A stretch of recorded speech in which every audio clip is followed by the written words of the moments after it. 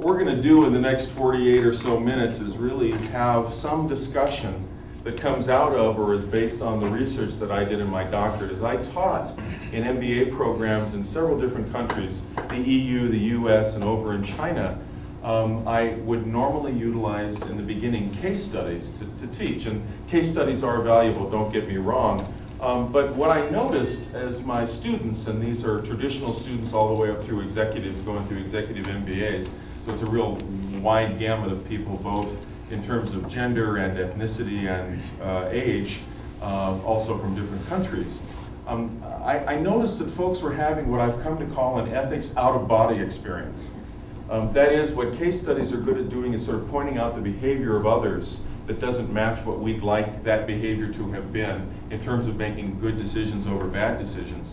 But the out-of-body part of it was that the students, especially the more traditionally oriented students, were looking at these case studies and going, well, boy, look at those awful, evil people out there that are making these terrible choices that, of course, I myself would never, ever make if I were in this situation, right? Because I can see here what the good and the bad is, all while we're downloading illegal software, cutting people off on the freeway, secondhand smoking, ... And what I realized was that what was wrong with just coming at this subject from the perspective of the case studies that are out there about what people have done wrong is that it really sort of negates the whole idea of decision making and the decision making process each one of us does when we're trying to make choices about anything, professionally or personally. Anytime you make a choice, professionally or personally, anytime you make a choice that has an impact on others now or in the future, it's an ethical choice. And what was happening with the traditional way that we were teaching ethics is that we were sort of bringing the radar screen down to a very narrow focus that had mostly to do with when people cross the line legally or when people cross the line ethically from what is a fairly obvious set of circumstances, but avoiding that larger radar screen that says, well, you know, we could actually think of our choice in cutting someone off on the freeway because we were angry or our schedule was more important than theirs or we just wanted to show them our car was faster, whatever it is, we wouldn't put that on an ethics screen. I don't cut somebody off on the freeway and say, here, watch me be unethical, right? I got all kinds of ways of justifying cutting someone off because my schedule is more important than theirs, or I'm going to be late to this session, or boy, am I angry at this person for driving so doggone slow or for cutting me off. I can justify it all kinds of different ways. But what I don't do is place it on a screen and say, boy, that was unethical behavior. Or I should say, rarely do I. I've started to. It doesn't stop me from cutting people off sometimes, but at least I start thinking about it. So I realized there has to be a more effective way to have this conversation. And in fact, one of the few statistically significant things that came out of the research I did, which was about, is there a more effective way of having this conversation about ethics, was that the people who received no training, and this training, but I'll just stick with that obvious, the people who've received no formal training in ethics are actually making higher level moral decisions more consistently than the people who have received formal training either in the academic setting or in the corporate setting. Now that sort of seems antithetical, right? Counterintuitive. I mean, you get training and then you actually make lower level choices. Well, it really doesn't have to do with the people that are taking the training, of course. It has to do with the way the training is offered. And again, this gets back to the idea that inside the classroom or inside the corporate seminar, what we ethicists or we academics wind up doing quite often is sort of demonstrating a whole system of philosophies and ideologies, never really landing anywhere on all of them, demonstrating how people violated those different ideologies that are out there. And by the way, some of them are actually mutually exclusive to one another in making choices. And essentially what was happening is we were empowering individuals to walk out of the rooms, classrooms or corporate rooms, with a set of frameworks in their head where they could make a choice and then find the framework that fit it. Right? So for instance, we could talk about the ends justifies the means as a particular framework in ethics. And of course we know that there are certain circumstances where we actually use that kind of an ethical choice. Like for instance, going to war and sacrificing our best and our brightest is, from an ethical perspective, the framework of consequentialism. That's academic speak, but literally it means we're using a sacrifice now which doesn't seem very ethical for a greater gain in the future, right? So that's one version or example of what this framework system I'm talking about is. And we're getting lost in these arguments about frameworks. People were walking out of the doors making a choice and then finding the framework that made that choice ethical for them, rather than finding a framework and making a choice. So that gets me to where we are today in the discussion that I hope to have in the few remaining minutes that I've got, to really try and avoid that way of talking about the subject and perhaps go to something that I'm hoping you'll find to be a little bit more effective. And I want to start that voyage off by telling you a story.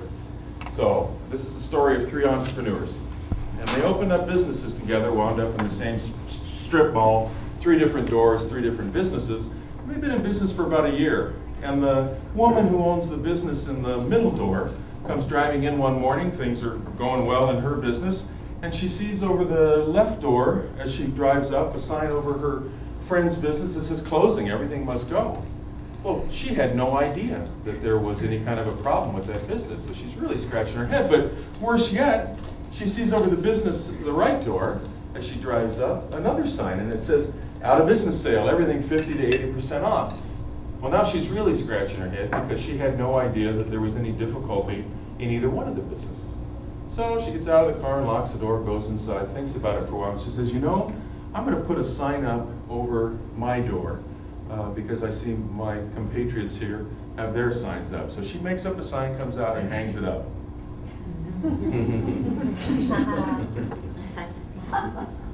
Now, beyond the ethical discussion we could have over whether that sign was really the ethical thing to do or not, I use this story really as a way of saying, you know, we can watch all kinds of systems closing around us, right?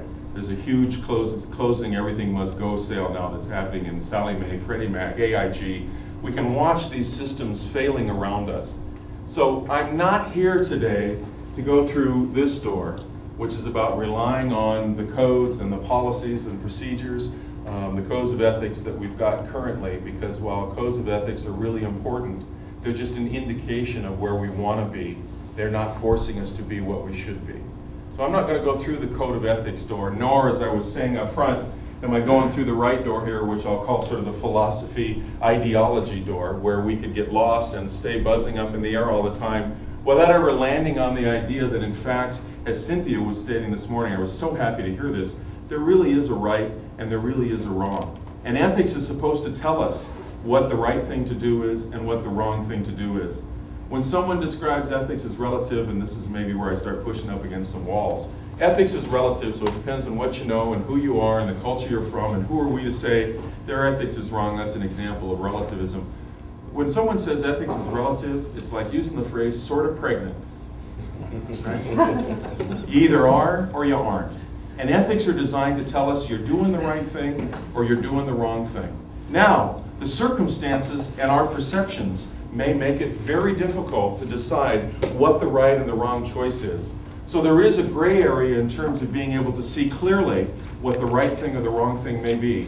In fact, there are even systems and processes in place in our worlds, whether that's family world or church world or governmental world or national world or global world. There are definitely systems and processes that sometimes actually have such a high price to making the right decision that we have a very difficult time doing it. Like, let's say, for instance, like we saw this morning with Cynthia again, someone who's a whistleblower. Well, a whistleblower knows what the right choice is when they've come across something. So the ethics are telling them this is something that everybody else needs to know. I'm the only one who knows it. I have to make a sacrifice. In fact, perhaps the rest of my career, because I get tagged as a whistleblower currently by the system, I'll get tagged as that, but the right choice is to do this. And sometimes, of course, we could say that ethical decisions take a moral courage that sometimes has a very high price to it.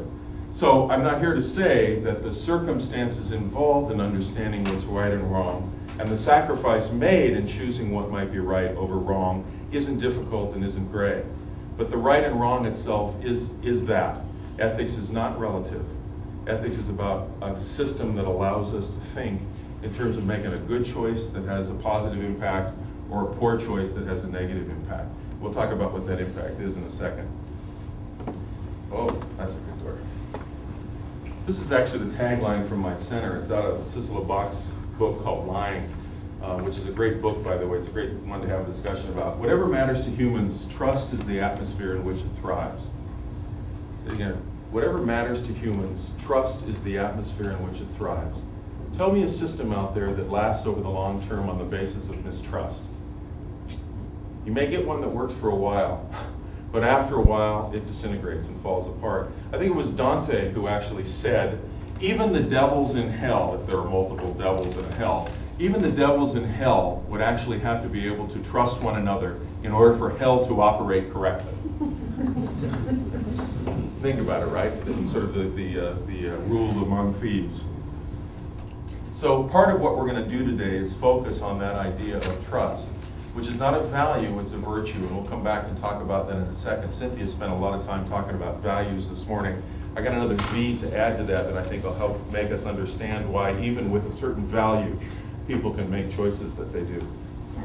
Oh gosh, is it really? Holy cow, am I in big trouble? All right, let me go through this really quickly. Tell you what, I won't give you the academic speak here, I'll go to the bottom line here. If we're trying to talk about the difference between morals and ethics, morals are in the talking and ethics are in the acting. Right? So morals are about the standards we use, ethics are about the action that demonstrate which standards that we've got. Morals are about talking about the problem, understanding the framework that we might use to solve it. Ethics are about actually doing something.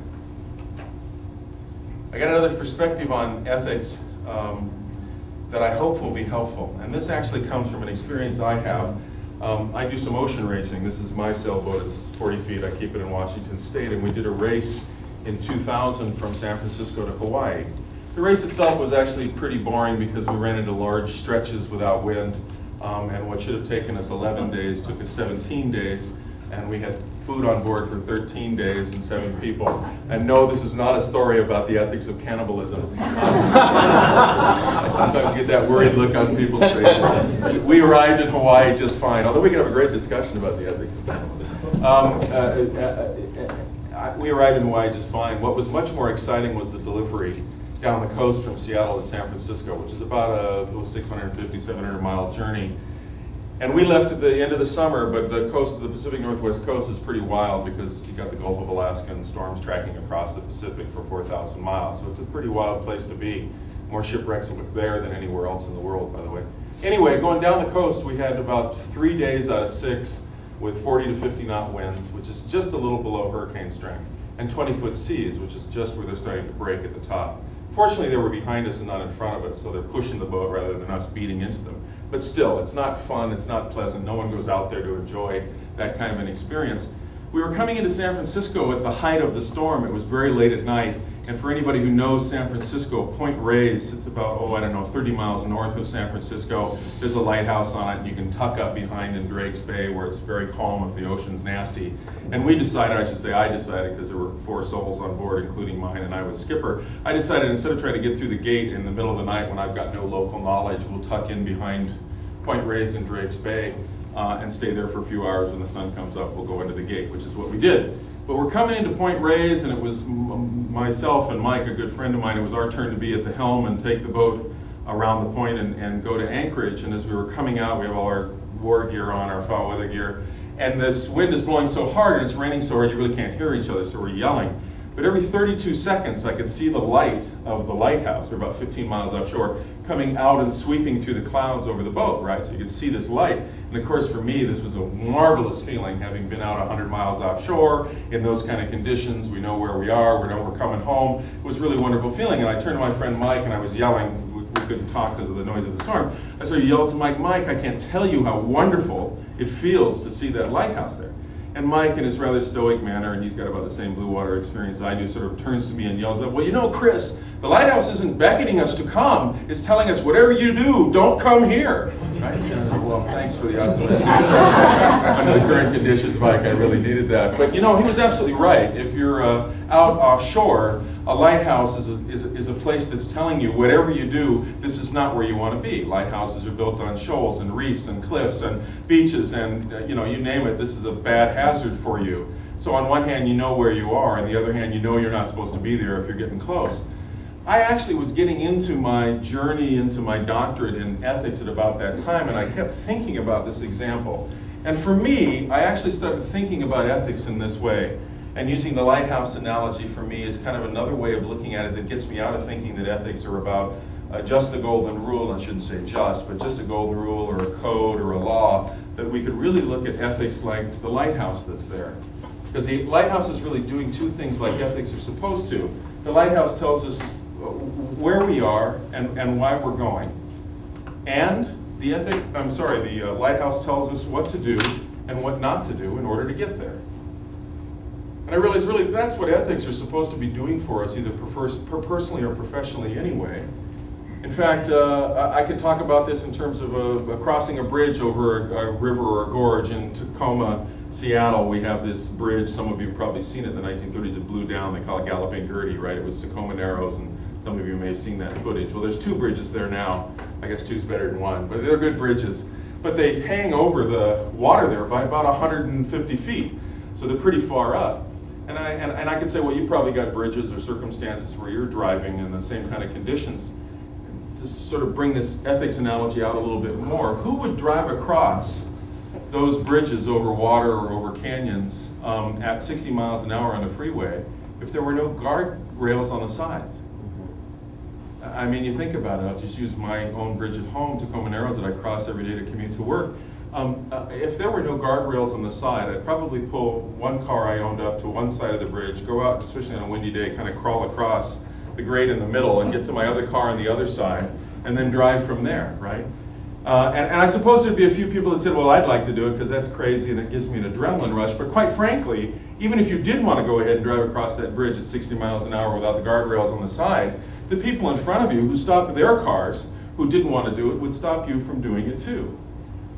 For me, this is a more effective, a more useful way of thinking about ethics. Rather than thinking about them as prescriptions or rules or legalities or codes or policies and procedures, you think about them almost like a privilege. Because it's the guardrails on the side that allow us to do 60 or 65 or 70, or I don't know what your speed limits are, that allow us to go as fast and as safe as we can, not just as one person, but as all of us that are commuting in a certain direction. It doesn't really wind up being something that penalizes you. I don't think of the guardrails on that bridge as something that penalizes me if I hit them or try and go over them. I really look at them as something that allows me to go as fast as I can, or at least I should say as fast as I can, as safely with the rest of you that are on the road. If you want a demonstration of ethics that I think is far more effective than a case study of someone who's made a bad choice in an organization, think about a four-way stop. Right? Now I know all of you probably have a four-way stop, or maybe you got traffic circles, same kind of idea. I'll go with a four-way stop. Because what's happening at a four-way stop is about what? It's not about the laws and regulations. I don't get to a four-way stop and think every time I'm there, oh yeah, that's right, Washington Code 57.511-6 says I gotta stop here. And if I don't, there's a cop that may see me. Maybe that happens once in a while. I don't know about the code number. Really, I stop at a four-way stop because I know you trust that I will, because I can trust that you will, right? What's happening at a four-way stop is a demonstration of trust. And the fact that you and I do trust each other to stop there, because that sign means something to us about stopping there, is the way the world works best for us. Imagine a world where 50% of us did not believe in four-way stops, right? For those of us who did, that world where 50% of us who didn't means we'd get to the four-way stop. I don't know if you're one of the 50% on my side who do believe, or 50% on the other side who don't, but either way, I gotta sort of guess any car coming from the direction that's going to hit me is owned by somebody who doesn't believe in the rule. So, consequently, I'm going to wait until the cars are the farthest away as they can be for me to safely go across, and then I'll jam across to get to the other side. Even if you're one of those who doesn't believe in the four-way stop, so you're not going to stop there because it's not good for your life, you need to get somewhere, you're having a blast, you're going fast, whatever it is, you don't believe in it, well, you still got kind of the same choice too, don't you? Because you're going to go through that four-way stop, and you're either going to believe there's no one else that is like you going to go through that four-way stop without stopping, so you're safe to go ahead, or you're just going to cross your fingers, close your eyes, and hope you're not running across someone who's just like you. But your life's affected too. So the idea of trust at that four-way stop is really what the ethics are about, and they actually allow us to function together pretty darn well. And for the folks that have a real hard time looking at and understanding universal principles, inside of ethics, that's one way of getting out of a discussion which could go around and around in circles that, well, one side believes this and one side believes this. There really are universal principles that you and I operate daily with that allow us to do the things that we do together that are based on trust, not just law, and not just belief. So it's kind of an interesting exercise in ethics that are there. I'm not quite sure, so I'm going to leave it up to you. Should I stop talking and give you a case to talk about, or do you want a little bit more framework here from me? And maybe we'll get framework. How many say framework? More framework. How many say talk? No, quit talking. Quit talking. A couple of you. All right. So I'm going to talk just a little more. Give me 10 more minutes. Now, what is it? 10:45. Okay. I'll go through this quick. I'm going to talk about this 4 V's model, and I'll refer to what Cynthia was talking about a little this morning. In fact, I wrote it down. She was talking about that there is sometimes a values collision between the organization and the individual, or individuals inside of an organization, and that that values, like let's say loyalty, were extremely important to functioning, but even that value is not necessarily enough because it butts up against something else, like what's right or what's wrong. So am I loyal to the company and my boss and keep my job, or do I do something that I know is right here, right? So there's that values collision. In a 3V model, which is where most of us, or I should say most of our organizations are, we use these 3 V's to animate the way that we work with one another. The first one's voice. That's the ability for somebody who starts the company or keeps the company going to see some kind of a future reality and say that's worth going towards. So you got a voice. Second V, I'm sorry, that's a vision, pardon me. Second, you've got the voice, the power to articulate this future and influence others to believe that it can be a reality as well. And then you've got a set of values, which are the strong beliefs that you would come up with together, either wittingly or unwittingly, in order to be able to achieve that vision together. Well, if you think about it, just to take this to extreme, I've described the Third Reich pretty well here, haven't I? Because certainly the leader of that movement, Hitler, had a vision. He saw what the future was supposed to be. He certainly had a voice, the power to influence others to say they wanted to see that vision, and they had a set of values that said, here's how we get to that vision. All right? But we bumped up against the question of ethics, of course, in that extreme example. And I could talk about the examples we were hearing from Cynthia the same way, not that there was necessarily the same level of buying into man's lower nature that may have happened at WorldCom, but in a sense, we still have those 3 things operating at WorldCom or Enron or Freddie May or Sally, you know what I mean. And so what we have to do is really talk about what underlies or animates or underpins those 3 V's. And that's the 4th V, virtues. The character that drives all of the other 3 V's that are up there, right? Doing right for the common good, doing right for the common good and doing good for common rights. That's what's missing out of the vision of the Third Reich.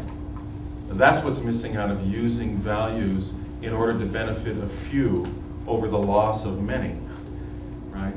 So if you want to talk about where ethics are in essence inoculating an organization against using the first 3 V's to make choices that are not about the common good or common rights, it's right here. And ethics is really driven by virtues. If I were to ask people in the room today, what's the most important human virtue? And I won't do this because we don't have a lot of time, but I get a lot of responses. But undoubtedly, one of the responses I get from someone, maybe many of you, maybe all of you, is that love is the most important human virtue. Right? It really distinguishes us from other things that are out there that are living and animated, but that love's the most important human virtue. So maybe I'm going to push up against a paradigm here and say, well, you know, if you think about it, what underpins even love is trust. And in fact, it isn't really love that's the foundation of all human virtues, it's trust that's the foundation of all human virtues. You think about it this way, the people that you love are the people that you trust the most with your most inner secrets. And the more you love them, the more you trust them.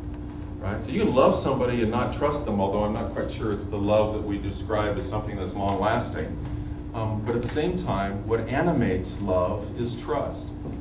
So if you want to talk about what virtue is the most important in terms of underpinning all the other virtues and in fact animating the values that you have personally or an organization. It's about building trust. You want a simple question to ask yourself when you're about to face a choice that's a tough choice and things seem gray. You can ask yourself what's going to build trust and what's going to erode trust in making this choice. And you probably go a long way towards answering what's the ethical thing to do and what's the unethical thing to do. And I'm not just talking about the trust between thieves, right? Because ultimately that system's going to fall down and fail as well. I'm talking about the trust between moral agents that actually want to do good and in fact are thinking about the common good and a common set of rights. Or if we want to put this in a phraseology that Cynthia used today, or you've heard before, the golden rule, right? What you want to do for others and what you want to have happen to you. It's an interesting way of having a discussion about ethics again without avoiding, okay, well, what's a universal truth and what's not, and who believes in that truth and who doesn't, because of course, animating all of our relationships is the significant idea of trust. Okay. Oh. Honesty may be a good policy, but I think we should run it by our legal department. Yeah, I bet those words have been spoken. So let's see here. I'm going to rush through the first one, basically saying knowledge is not wisdom. And I'm not going to give you a long-winded example of this, but of course, having information is not as important as what you do with that information. And sometimes we sort of equate having a code of ethics in place with making the right choice using that code. And the two are not reconcilable always. So it isn't just simply about knowledge, creating an ethics code in the organization. It's about how we use that ethics code, how we animate it with the virtues. My guess is most organizations have had a conversation with most of their employees about what values they have. But I also would guess there has been very little conversation about what the important virtues of the organization are. And maybe there's some overlap and they're calling values and virtues. That can be a good thing too, because at least you're talking about virtues. But I think in addition to a conversation about the subject of values in the organization, always serving the customer, always being honest with one another, we've got to talk about the virtues that underpin what those values are, what we think are the most important virtues. So knowledge is not wisdom. How you use that knowledge is an indicator of the wisdom that you've got. Or I could put it this way.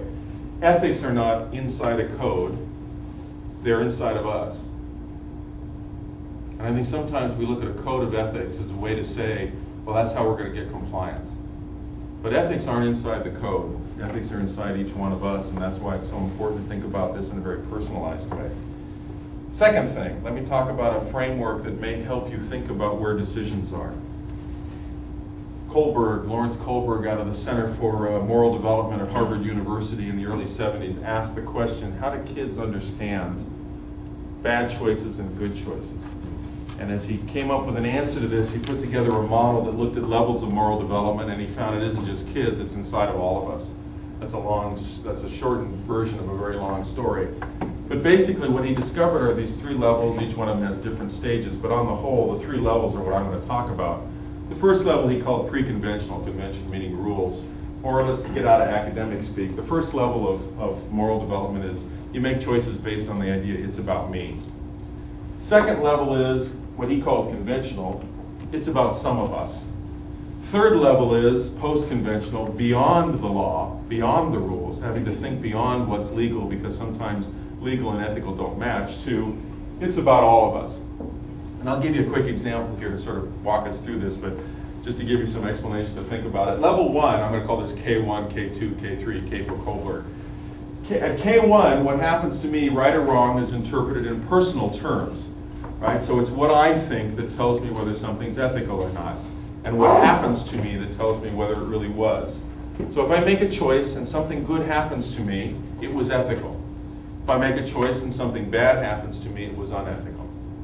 Second level, what happens to some of us happens to me as well. I'm starting to think beyond myself to some group that I want to be associated with, right? So right or wrong is interpreted from allegiance to that group, whether that group's a family, a community, a street, a neighborhood, a city, a nation. We're talking about some of the stakeholders that agree this is the way we want to act, and not necessarily all of the stakeholders. Our laws in the United States is an example of K2 thinking if you're only using the law to make a choice and you don't understand the difference between the actual written law and what that choice may do to somebody else. So I know it's wrong to steal, and the law, so if something bad will happen to me if I steal. That's level 1 thinking that might get me to do the right choice. I also know what the law says, and if I get caught, something's going to be wrong with me, so the law tells me I shouldn't steal, so I'm not going to steal. That's level 2. Level 3 is thinking about all of us, beyond the law, Gilbert called it. At level 3, someone who would know the law would also understand that if you stole from somebody, it's not treating them with the same equity that you would want to be treated with. In other words, you don't want something stolen from you, so you wouldn't steal from somebody else. And by the way, the world's a lot better off in terms of us working together to go further if we're not spending our time stealing from each other. So I start to understand what animates these 2 levels at this level.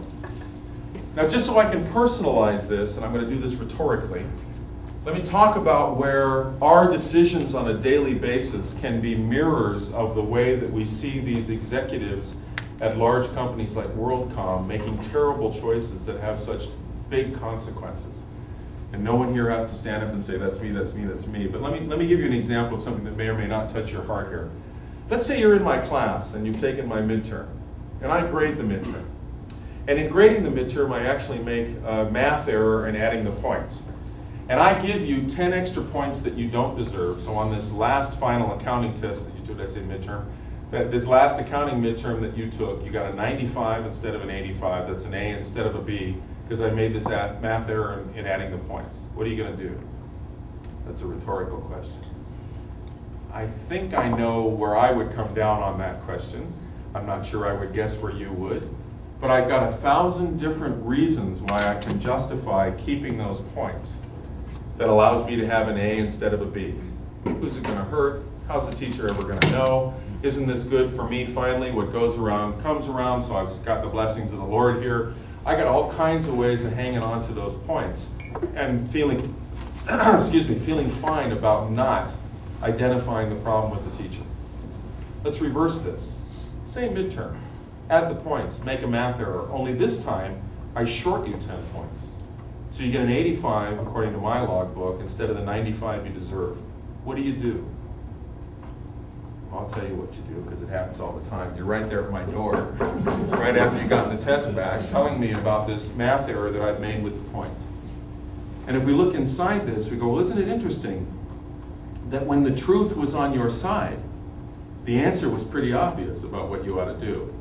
But when the truth wasn't on your side, boy, the last place in the world you want to go is to the truth. When you can fool around with the truth like that to your personal advantage, that is, when truth isn't helping you, you avoid it. And when truth is helping you, you run towards it. That's the same kind of ethical decision making that these corporate executives are using to make the choices that they're using. Now, I can't say it's exactly the same prescriptive that's there for making a specific kind of choice, but certainly as easy as it was for any of us in here to go, well, I'm going to keep the points. That's not a problem. Who's going to know? You can hear this language coming out of executives. Certainly we could talk about executives in the White House, Richard Nixon and Watergate, saying, well, of course we break into Democratic headquarters. Okay, we don't get caught. We're actually doing something that's really good for me, good for the rest of the country, right? I can justify it all kinds of ways. It's that thinking that we really need to get to the heart of to have a very effective conversation about ethics. And boy, I run over my time now. Okay, last thing I'll do, and then I'll raise some ethical quandaries or ask for some choices. Third grain of sand from the speech. I told you I'd give you a couple of grains. Ethics isn't about information, it's about transformation. And I'll tell you a story. In fact, I think Cynthia mentioned something about drunk driving just as she was getting off the stand to the stand. I should say that the podium. The podium. That she was on the stand for a long time. A lot of energy goes into things that aren't ethical.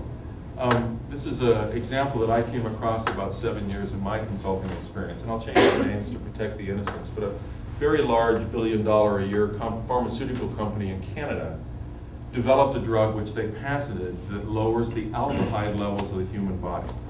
You think, well, what in the world does that have to do with ethics? we produce aldehyde, and I'm going to guess you know aldehyde like from your high school days, formaldehyde, pickles the frogs. The human body actually produces aldehyde when we drink to get rid of the alcohol. We transpire the alcohol in our breath, but it's not alcohol coming out in our breath, it's aldehyde that's coming out. It's not good for the body, alcohol, but that's a whole other story. At any rate, we produce this aldehyde. And I think probably many of you have in your states troopers or highway patrol that use breathalyzers. This is if they pull someone over for drunk driving, you breathe into this device and it tells you whether you're over the legal limit or not. Well, the device is not measuring alcohol level in your breath. It's measuring aldehyde level in your breath. So here's a pharmaceutical company that's developed a drug that artificially lowers the aldehyde levels of the human body. So who's the drug for? There's real no medical reason to be using it. It's an over-the-counter drug, by the way. It's legal, it's patentable, it's marketable. There's already a built-in market for it. It's shown to be highly profitable for the company. So of course they're going to get it out there in the marketplace, right? Because anybody can use it any way they want. They're not telling you drunk drivers should use it. But essentially what it's doing is empowering drunk drivers to stay on the road. And it isn't even the users of the product that are in the greatest danger from the product, although of course they could have accidents and kill themselves. It's us on the side of the road or in the other vehicles that are actually at the greatest risk, because there are far more of us that are not using this drug than there are using the drug that are drunk on the road. At least I hope so. Long story short, 3 weeks before the drug's to go into the marketplace, so they've already started their packaging, their distribution, their marketing of the drug. 3 weeks before it's to go to the marketplace, the teenage daughter of the CEO of this company I'll call Pharmex, the teenage daughter of this CEO is hit and killed by a DUI driver. So you tell me what happened to the product. Right? Off the marketplace. In fact, the CEO spent 2 years and lost his job eventually, keeping it off the marketplace. I don't know what patent laws are in Canada versus the US. At a certain point in time, this formula will be available to other people out there, and we may very well see this drug. But what happened here? Did the ethics of the company change? Was the ethical dilemma different before the accident and after the accident? No. The CEO was just simply personally visited by the negative outcome of the product that they were using, which, while legal, patentable, marketable, and profitable, did not take into account the incredible downside for all the rest of the stakeholders that were out there. And that incident caused the CEO to go, ooh, gosh, this is not good. What we're doing is not good. This is not ethical. I'm going to stop this. You know, it doesn't take a personal tragedy for us to change our ethics, although I'm going to say quite often when we have a personal tragedy, it does make us visit that place, and sometimes we do change. We have the opportunity, through free will, great gift, to make that change now. Right? The old world carpet is being rolled up in a lot of ways, but financially, we've seen that over the last 3 weeks. And this tragedy will make us revisit a lot of different things. But you know what? It didn't take this tragedy to make us visit these things. Right? We had an opportunity to do that long before the tragedy was there. You start animating some of these things with a different set of virtues, with an understanding of trust, taking a look at this 3-tiered decision model for where people are making choices. It at least starts to give us some tools to empower us before a tragedy happens to make a better set of choices. So we can use those things as lessons, but really what's more powerful is us making a choice. And just to use an analogy from the world I'm coming out of, the sustainable business community world that I'm coming out of now, you know, I keep hearing from people, you know, when gas reaches 12 bucks a gallon, all of us will be looking at all kinds of alternatives, energy, alternative transportation. That's wonderful, but you know what? It's the wrong paradigm. It doesn't take $12 a gallon gasoline for us to look at and invest in alternative energy sources, right? We've got economics driving a much better set of decisions. And so the whole sustainability movement, in fact, is coming up with and getting over that old paradigm, which isn't working for us. We can make better choices without the economics driving us to do it, although it seems to be the main driver right now. So, okay, off my soapbox, way too much time. Let me first open it up to questions, and then if we want to sort of have a facilitated discussion, I've got some short case studies, and we can get into some groups and talk about those. But let me ask for questions, comments first. Just on the slides, could you flip back to the 3 stages of moral development?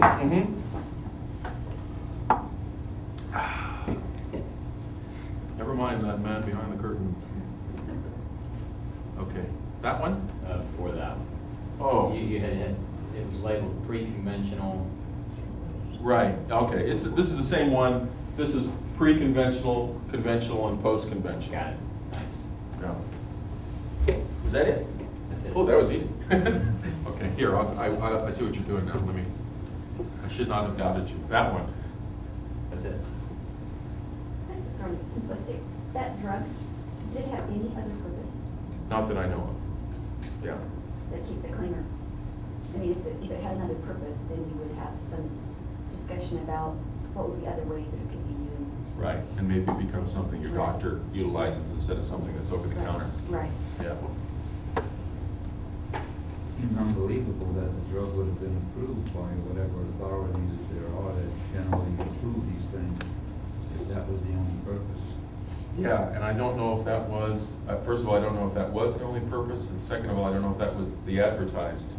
I would Purpose, imagine right. that there was another purpose. There might have been something It'd be behind. nice to think so. Yeah. I would think that have to be, frankly. I don't see how that could be approved. The thing that scares me about it is that it's not a prescribed drug, it's an over-the-counter drug, so it's a self-prescribed drug, which I think says something at least about the intent of the people that are putting it out there in terms of how it's really going to be utilized without necessarily saying it. And looking at the ethical concepts that you introduced there, if we have a room full of leaders, how would you advise us to try and help hold ourselves as well as the others that we impact accountable to being better from a moral standpoint and upholding some of these ethics and trust things that you introduced? I'll do this strictly from a very self-aggrandizing position first, and then that's at the tree level, and then come to a forest answer. If you, in fact, use this architecture to think about the choices that you're making, and maybe you need more of an explanation of this architecture than 50 minutes can, or 20 minutes or 30 minutes can give us, it actually starts to make a difference in the kind of choices that you make. This gets back to what I said up front about the way ethics has traditionally been taught. And I'm not sure if I asked you the question, where did you get your ethics? You could, in fact, exactly tell me where you got your ethics. It's kind of an interesting thing that we're just supposed to simply morph into from what's around us. And of course, what's around us currently may not necessarily be giving us a long-term set of ethics that are based on trust.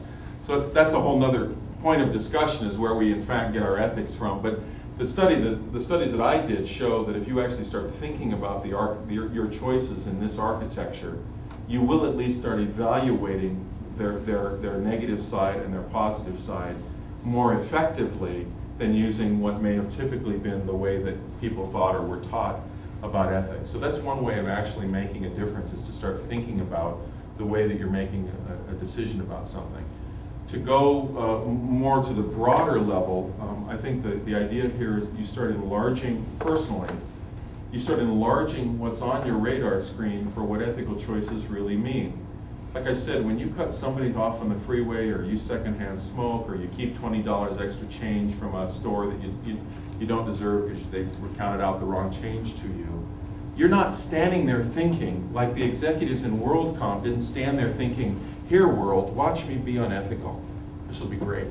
Right? That's not what happens. Nobody walks into a corporate boardroom and says, all those in favor of screwing the consumer, making a heck of a lot of money and getting away with it, raise your hand and say aye. Maybe it's an executive session, so it's not in the minutes, but it doesn't matter. No one does it that way, right? It's done the same way that you say to yourself, and I'm not saying you, someone says to themselves, I'm going to keep those 10 extra points. Who's it going to hurt? No one's going to know. You know, there are a million ways at level 1 I can justify keeping those points. And by the way, level 2, the syllabus didn't say if the teacher makes a mistake, I got to go take the points back. If the syllabus had said something, I would have taken them back. Right? That's level 2 thinking. What's the code? What's the rule? What's the policy? You can, if you keep your radar small, come up with all sorts of ways of making a choice like that. Who's it going to hurt? Well, what about the 3 friends you have in the class that would actually have had an A-, but because the class is curved, which is a whole other ethics discussion, but because the class is curved, wound up with a B+. What about the recommendation for the scholarship letter you come into my office to get because I know you as an A student when you're really a B student? What about getting the scholarship because the scholarship committee knows you as an A student when you were really a B student? Or the job that asks for your transcript, see? ethics is tough sometimes because we don't think about long-term. It's not immediate. I can't see it. I don't think about whether I'm going to get a job that I shouldn't because my GPA is going to be higher by keeping these 10 extra points. I don't think about it that way. That's enlarging the radar screen. More stakeholders than just yourself.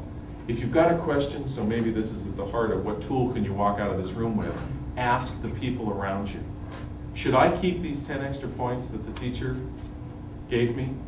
By the way, it may have a negative impact on your grade if I do. What are they going to say? Right? What are they going to tell you? You start getting more information, more input. Now, maybe you're with a group of people, this is level 2, that says, oh no, we always keep the extra points. That's what we do in this group. And then you got to say, well, do I want to be affiliated with that group or not? Because if they were my workers and they decided, well, we always keep the extra money we get in our traveling expenses, because that's just the way it works, that's how you get back at the system. I'm not sure that's, of course, this whole trust issue. This is building trust with anybody. So a part of this is, in this architecture at any rate, thinking about the larger set of people that are impacted or possibly impacted by the choices you make. Here's another tool you can walk out with. You may have heard this in some places before. If you're having real trouble deciding inside your organization about making a choice or not, imagine yourself walking out in the morning, if anybody of us gets a newspaper delivered anymore, in your bathrobe and picking up the newspaper on the lawn, and there's your picture with the headline saying,